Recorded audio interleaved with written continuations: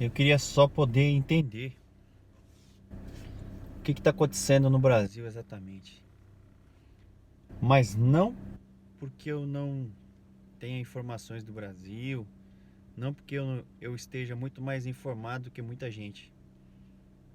Mas eu queria entender o que se passa na cabeça de alguns governantes, alguns governadores, alguns prefeitos, alguns políticos e alguns comandantes das polícias militares aí. Porque o que a gente viu ontem foi uma das coisas mais absurdas que eu já vi na minha vida. Logo que eu recebi os vídeos, alguns áudios do que aconteceu na Bahia, lá em Salvador, lá, eu fiquei receoso em comentar alguma coisa, em dar minha opinião e tal. Mas tanto o áudio das pessoas que estavam no local, presenciaram o que aconteceu, quanto os vídeos estavam claros. É lógico que com apuração, uma investigação mais apurada, talvez você possa enxergar coisas que a gente não conseguiu enxergar naqueles vídeos. Mas o que eu vi ali pode ser explicado de algumas maneiras. Uma delas é um policial com sérios problemas psicológicos que estava visivelmente precisando de ajuda. E aí a gente pergunta, como é que o cara tinha problemas psicológicos e estava nas ruas e estava trabalhando? Porque se ele estava com aquela farda, se ele estava com aquele tipo de armamentos, é porque ele estava apto para o trabalho policial militar. Esse é um ponto de vista, é uma linha.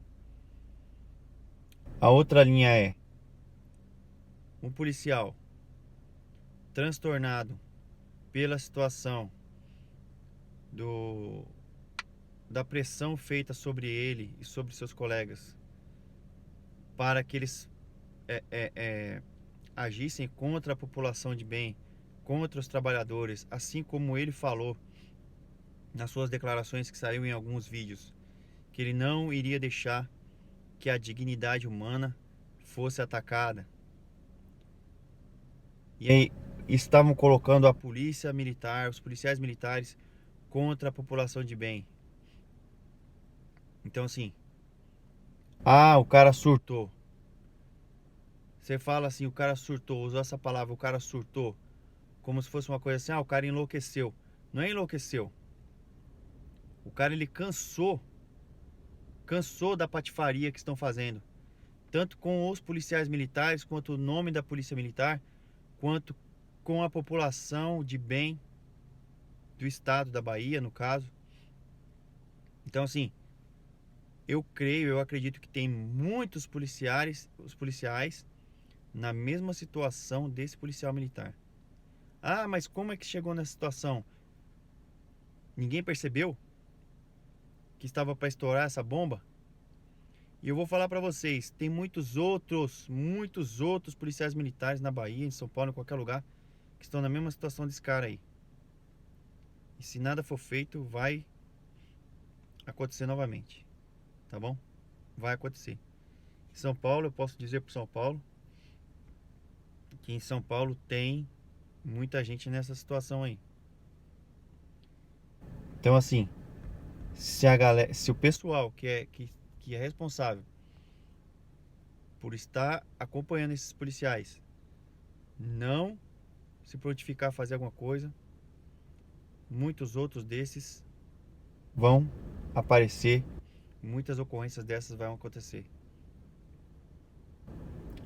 Aí eu vou julgar o fato de o cara estava certo, o cara estava errado, o que levou o cara a fazer aquilo. Foi o que eu falei agora, algumas possibilidades, duas possibilidades. E a ação dos policiais que foram lá para atender essa ocorrência, não dá para, a grosso modo, saber exatamente e dar uma opinião logo de cara. Mas eu já percebi que a coisa não foi boa. Deram um tiro de sniper na perna dele. Primeiro papinho aí que chegou foi que deram um tiro de sniper na perna dele. E depois foram pra cima e conseguiram levar ele pro hospital e ele estava passando por cirurgia, não sei o que. Depois eu fui ver nos vídeos que... Eu fui ver em outras informações que o rapaz tinha falecido, o policial militar tinha morrido. E aí ficam vários porquês. Por que que deixou chegar naquela situação? Por que que... Por que que não chamaram a família dele para tentar contornar a situação? Por que que o negociador chegou a deixar ficar naquela situação? Aí não dá para saber, não dá para saber nós estando de fora. Mas é bem preocupante e foi bem triste o que eu vi. Bem triste. Vamos esperar para saber o que que vai vir depois aí, o que que vai vir mais para frente. Mas isso é só um panorama que eu fiz, um comentário sobre o que aconteceu no grosso modo. O que aconteceu exatamente no geral, a gente não consegue saber porque foi uma coisa muito séria. E para ter chegado onde chegou, não foi de uma hora para outra. Então, vamos orar pelos policiais militares do Brasil. Vamos orar. Aqui em Massachusetts aconteceu um fato em que um indivíduo roubou uma loja de conveniência, uma 7-Eleven, que é bem conhecida aqui. Roubou uma viatura da polícia aqui. Se evadiu, foi acompanhado, foi perseguido pelas viaturas. Várias viaturas se juntaram e o desfecho foi que esse indivíduo acabou sendo morto. E eu fiquei imaginando, se fosse no Brasil, esse cara foi fechado por várias dezenas de viaturas. No final, ele acabou sendo morto. Se fosse no Brasil, se aquele cara que foi morto lá não fosse um policial militar e fosse um bandido, eu tenho certeza que todos aqueles policiais militares que participaram da ação estariam nesse momento sendo presos, mandados para a corregedoria ou coisa pior.